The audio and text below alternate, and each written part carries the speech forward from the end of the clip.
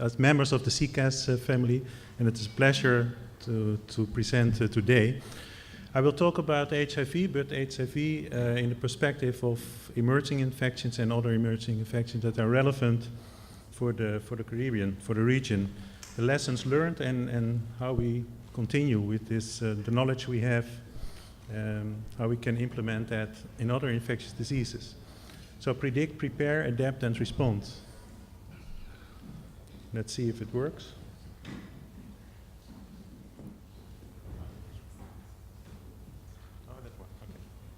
Okay, we are talking about dengue, Zika, chikungunya, or arbovirus infections, mosquito-borne infections, very relevant for the region.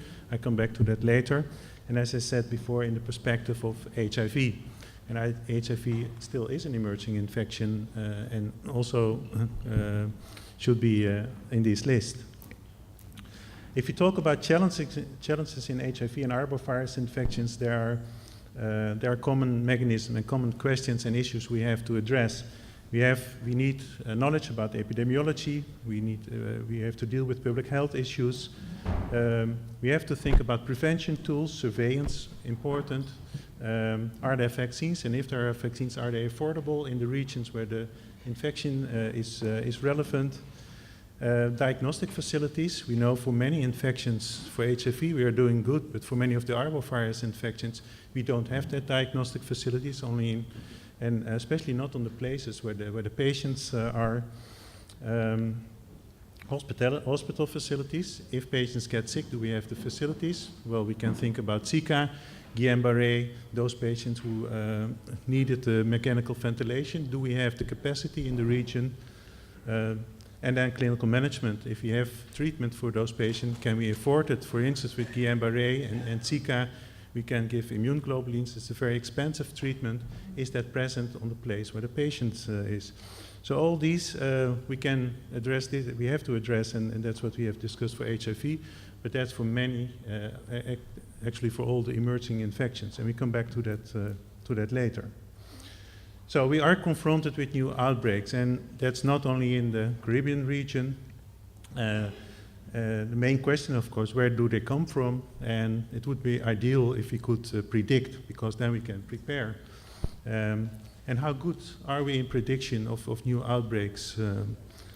Well, this is just an example or a chart with all kinds of infections, not all new infections, but emerging infections.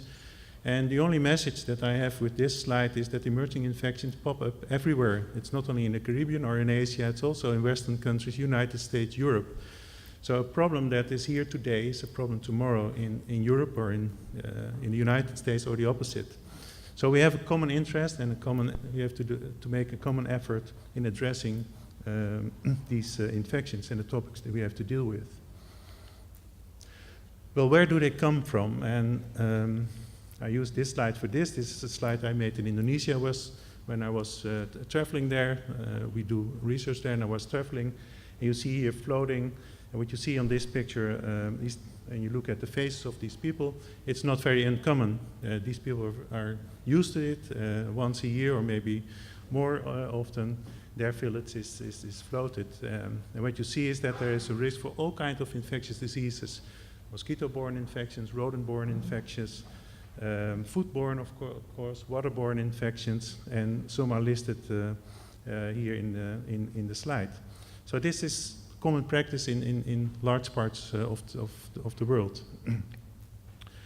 Well, this is, when we have the previous slide, then we saw that all kinds of transmission routes after floating, all kinds of infections with different transmission routes may pop up. And these are the main transmission routes. And I think in the case in the perspective of prevention, this is the most crucial slide in my presentation, because if you know the transmission route, then that is the start that you know how to prevent. Because if you can do something on this, that is how prevention starts. So this is the basic knowledge for the public to prevent themselves and to do something themselves on it. So are we prepared? Can we predict? As I stated before, how good are we in making predictions? Zika is here today in the Caribbean. Does it come to Europe or United States? The mosquito is there, and well, maybe what is the chance that, for instance, Zika will come to Europe? How good are we in making predictions? And actually, I think we are not that good in that. And that is not only because we are not doing the effort we should do, but because it is a very complicated outcome of different factors that makes if a certain virus infection will cause disease and cause mortality. So it's not only the virus. The virus may evaluate over time. It of course has to do with the host. It may be that in a different population, the same virus will not cause any disease, not any infection, but at the other end it may cause more severe disease and even mortality. Of course it has something to do with the factor. It should be available. The environment, factor, host and virus must be able to meet each other. Infection pressure, do we have a memory against similar infections, virus infections from the same group? Those cross-reactive antibodies may give us protection, so that has to do with infection pressure and immunity of the population. But the other way around may also be true, that cross-reactive antibodies for certain infections, we know that from dengue, but that's also an issue in Zika, that cross-reactive antibodies are not protective, but they may cause immune enhancement. And that means that more severe disease will develop and a higher chance for complications. So this makes that it is very hard to predict how infections will develop and if infections at the other side of the world that we will be faced with the same clinical picture and the same problems. Well, another thing, and that has been addressed in some topics already the past 2 days, is science and public communication. We have to inform the public. Prevention starts with good information for the public. That is true for HIV, but for all infectious diseases. And we can keep this picture in mind. This is around Ebola. This is a picture made in the United States. And I think it's quite clear what we see here. It's panic. The public did not have the right information, and they responded with panic. And this, of course, has to do something with knowledge. So this is what we don't want to be happening again. So public communication indeed is crucial, and this is an outstanding example. If that is not, if that's not good enough. Well, then lessons learned. I think that we can say for many of the emerging infections that awareness is a temporary reaction, often based on fear. So there's a lot of intention. People are feared that they get sick, but after a while, well, you don't want to be feared all the time, and people want to forget about this, and that's what's happening. It's happening. Also, attention in media is there's a hype, and then it slows down. And if there's no attention, it doesn't mean at all that the problems are solved. And that is a real problem we face in emerging infections. So we should do better. I think that's a very simple but true conclusion from the lessons. And there are many lessons we have learned, and we can use them. So the first infection to be talked, and that's not that strange, on this CCAS meeting is about HIV.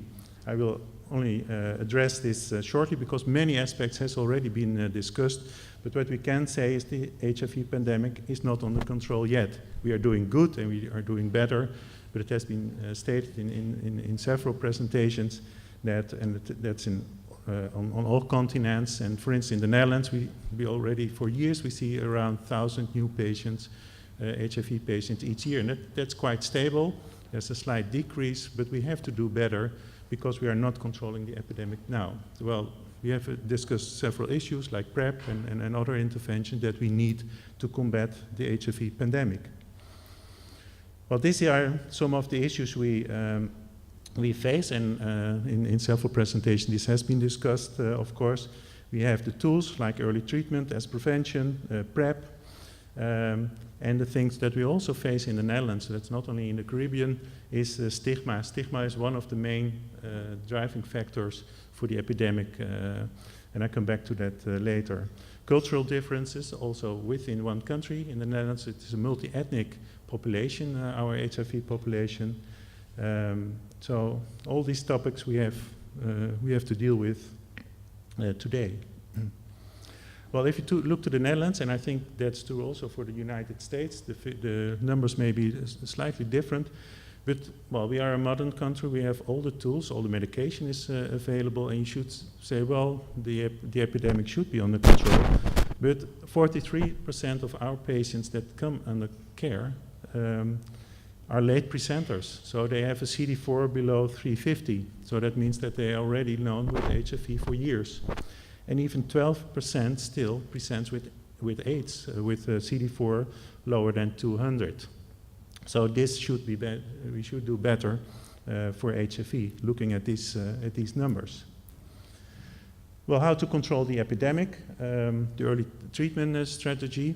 I think we have addressed the issue of the societal benefit. If we want to combat the epidemic, then early treatment strategy is one of the tools we have. That's the societal benefit.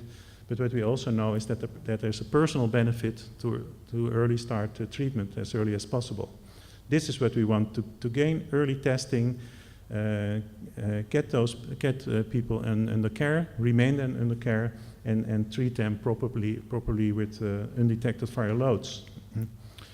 Well, this is one of the latest publications of Joep Lange in 2014, in which he stated that the early treatment strategy should not only be available for the Western countries, but for all patients worldwide, because it's the best strategy, not only from a societal perspective, but also a personal perspective, because we know that people starting treatment early are doing better over years. So the long-term perspective is much better for these patients.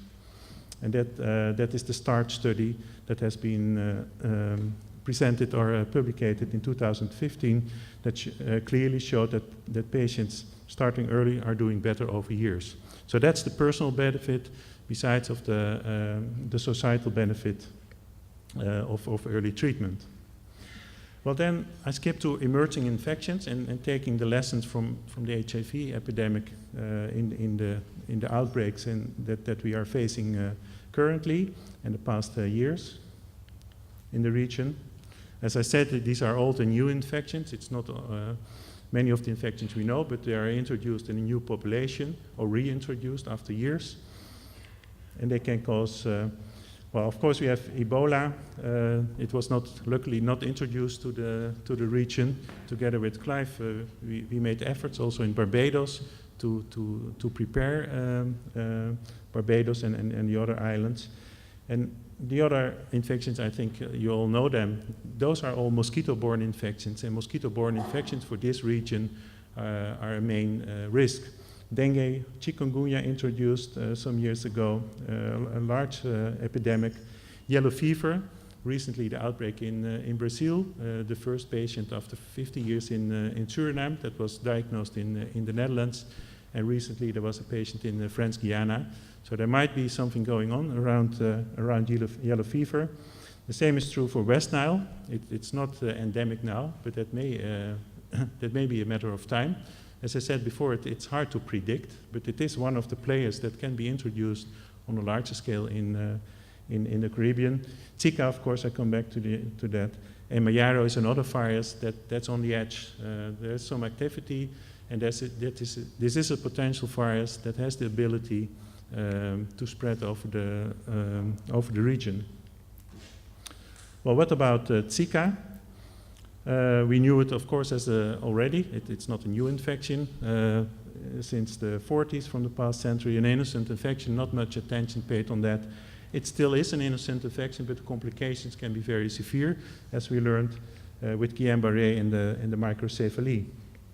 It has a huge impact on public health, laboratory and hospital facilities, and there was a major thing in the region. If the capacity was available, if patients would come to the hospital, for instance with the Guillain-Barré, there would be a lack of mechanical ventilation capacity. How to deal with that, and how strong are the networks to give the support for the different islands and countries. Well, as I said, microcephaly and Guillain-Barré we know. Much research is going on because what we also know is that these are not the only features. There are many other features that might be related to Zika infection, and I list them here. This is all part of research, ongoing research. And this also means that the interest for Zika must go on, because many answers still has to be found. So, and the other thing is that what we learned for Zika may be true for other arbovirus infections. So it is a very useful investment to do this research, to learn more about arbovirus infections and what they can cause, the complications they may cause. So how did we respond?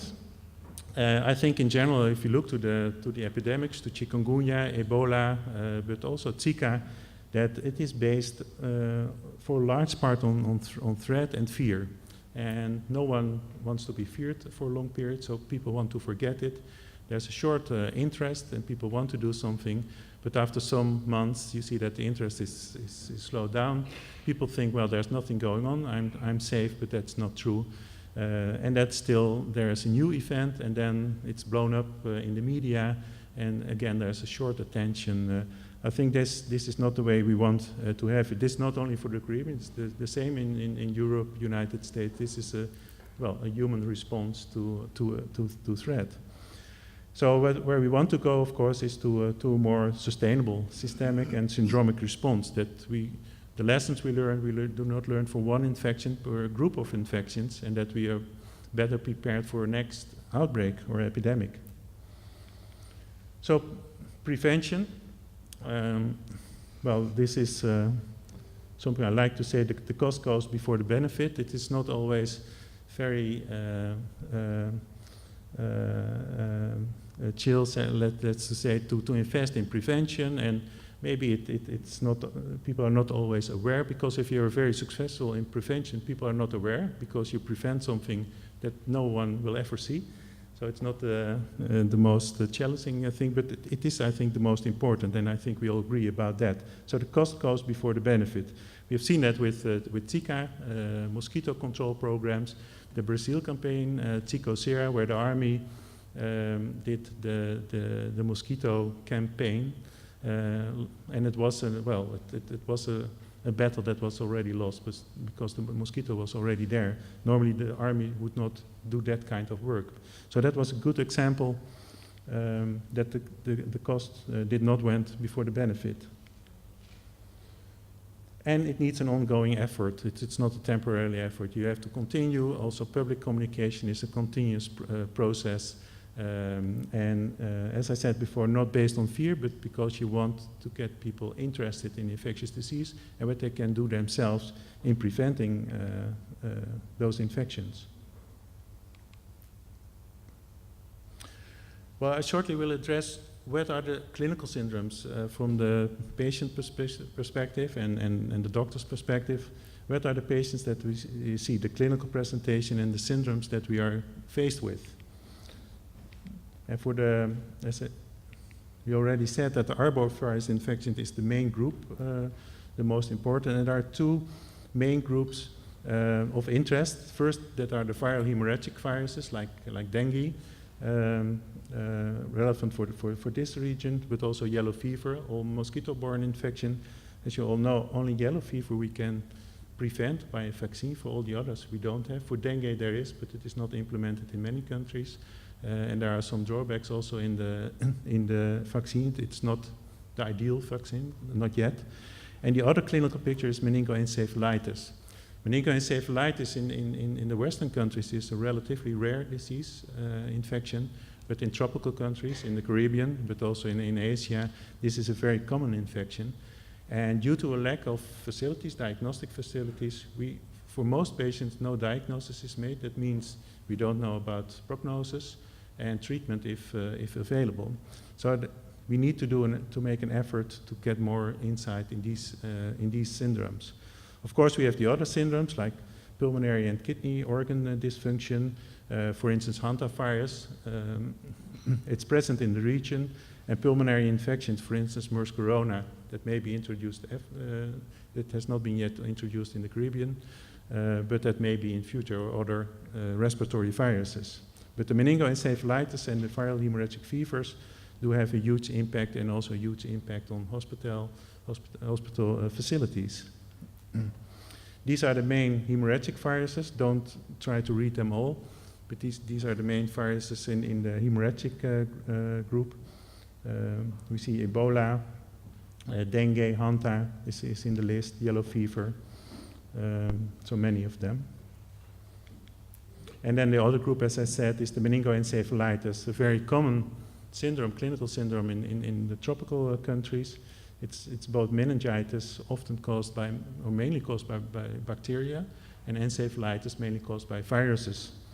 There's a relatively high incidence, as I said. There seems to be a relation also in many countries with the rainy season, also suggesting that an arbovirus mosquito-borne infection is the cause. And as I said, the pathogen is often unknown, so we don't know about prognosis if you don't know what's going on. It may be Guillain-Barré. It's a different syndrome, as you all know. Guillain-Barré is not an infection itself, but it's an immunological response on a trigger that may be an infection. So what we see in Zika, Guillain-Barré is not an infection, but the immunological response on the antibodies against the Zika infection. Well, for most of these infections, and I mentioned before, treatment is not available. So there is a need for better antivirals, and preferably not for one virus, but for a group of viruses that we can treat these viruses. That's about treatment. So there's no proper treatment for most of these infections. So prevention is really the most important tool we have. Then about vaccination, especially people in the Western countries think if they travel, they go to the travel clinic, they get vaccination, and they feel quite safe.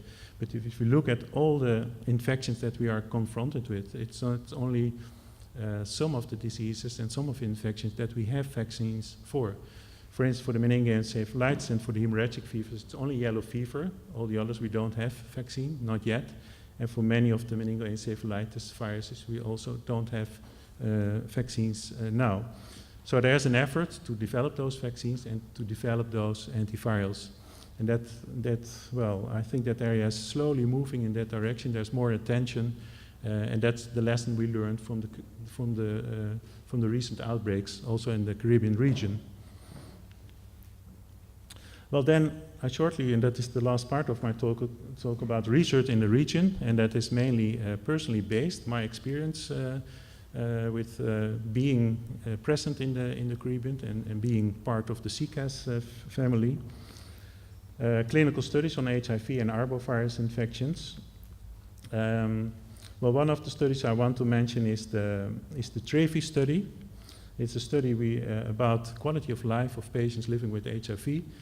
It was initially initiated in the Netherlands, but as I said, it is a very multicultural population we also have in the Netherlands. And we were looking at how do people with HIV, because they have the good prognosis, treatment is not a problem, but how do they function, how do they do socially, but also in labor, so in the working environment. So that was the study we did in the Netherlands. And there was an interest also in the Caribbean region, and that was an outcome of the CCAS meetings to do this study on Barbados. That has been done, that study, that will be published hopefully soon. And we are preparing to do the same study on Jamaica with Brendan Brain.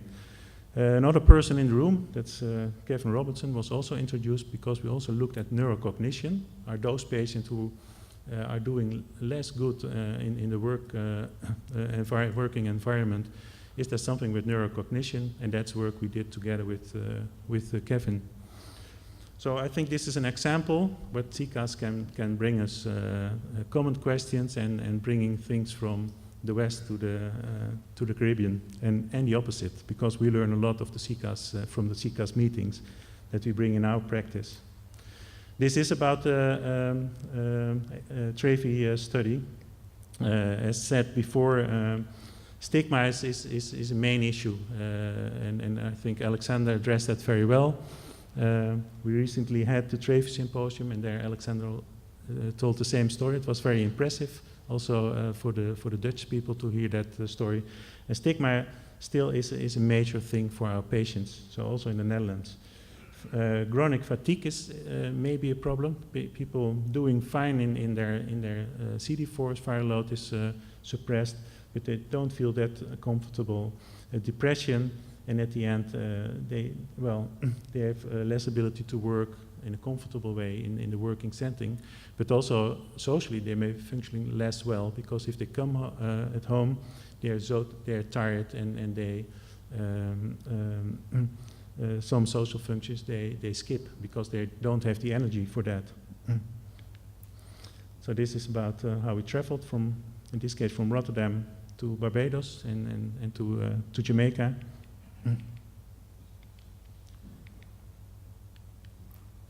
Well, this I think is another example of the CCAS meetings.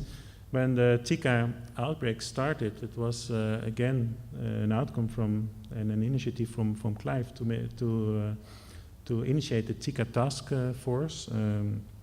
It was a pleasure to be invited for that, and I think it was an example to bring all the expertise from the region together at a very early stage when it was not quite clear what Zika would do for the different countries. The outcome is that in some of the countries and some of the islands, studies could be started very soon, and I think this is an example of a very good initiative and an outcome from bringing people together from the different regions. So this is one of the large networks, European funded. We are participating in a study on Trinidad. That's a pregnant women cohort study looking at microcephaly. That's on Trinidad. And another study that we are doing is a study on meningoencephalitis, but also on Zika and GBS, so Guillain-Barré on Suriname. In Suriname, the Zika epidemic has gone. We could implement this study also very early, at the beginning of the outbreak. And we were very well able to study GPS in the Suriname setting. And this all is an example, if you are there and if you're there together, to start as soon as the question is there. Another example is the CAR-Effect-Net Clinical Management Working Group. There's an initiative from CARVA in the region. I'm one of the members of this. This also is an outcome of all the things we are doing together, bringing expertise together. And one of the initiatives that we are going to do is just to learn what are the clinical pictures, because we are talking about arbovirus infections. That's a broad group of infections. What are the clinical pictures? What diagnostic facilities are available? And what facilities should be brought to the region. For instance, with the current outbreak of yellow fever in Brazil, it's quite clear that there's a lack of diagnostic facilities in the region. Suriname had the first patient, and we were able to implement diagnostics for yellow fever in Suriname.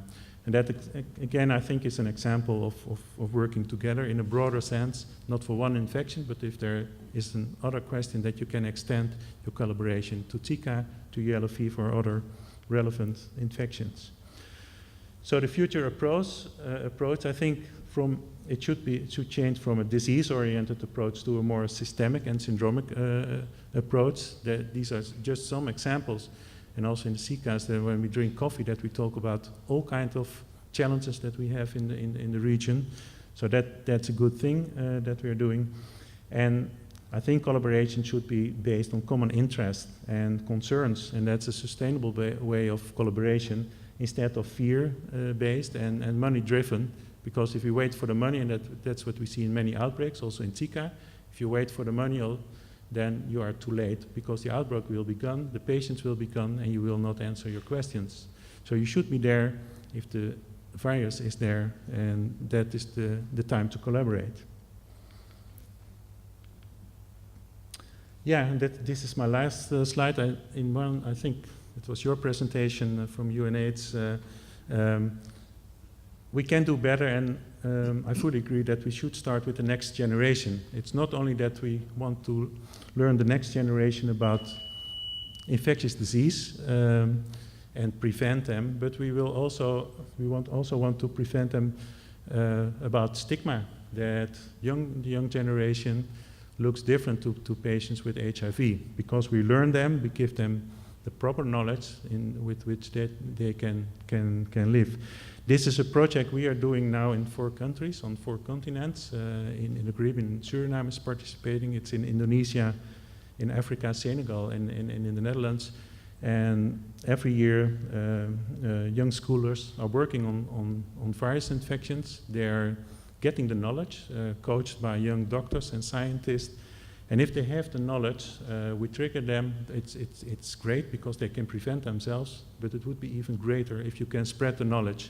And that's the second challenge they have in this program. First, getting the knowledge, and the second one, maybe the most important, how to spread the knowledge that other ones can also prevent themselves. And being enthusiastic about infectious diseases, because it's an interesting field to work in, we all know. And it is not a field that you should conquer with fear, but also with, if it is knowledge you can do something.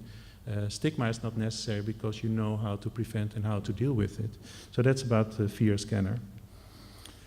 Yeah, I think no one can disagree with this. We will not resolve all infections, but a world in control, or better control than we are doing now. I think that's a dream we can go for, and we can use CCAS for that. And with that, I came to my last slide, and I thank you for your attention.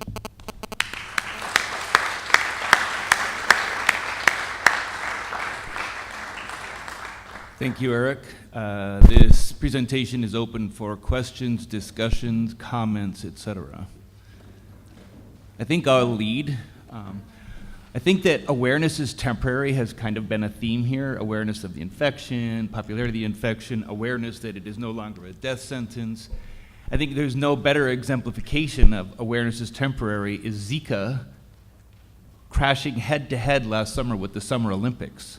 It was in the news every single day. Yeah. I haven't heard anything about Zika for months. Yeah. And I don't think it's gone away. Yeah. Well, I fully agree. I think it has also something to do with us, because if we want to be in the media too much, then it may be overwhelming. So we also have a task, if you are in the media, that we come back in the media also when there. So it has something, yeah, it should be more balanced. There is information about Zika now, also today. Okay, Carmita Dudley, Barbados.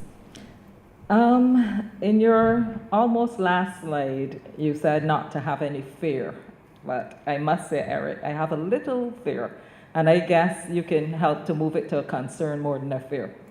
But I was going to raise it earlier, but I opted not to. In terms of treatment, we're moving towards a treat-all. We're looking at PrEP. Now, you mentioned lessons learned, and you look at emerging diseases. We know, as microbiologists, throughout the years, we saw a buildup of resistance.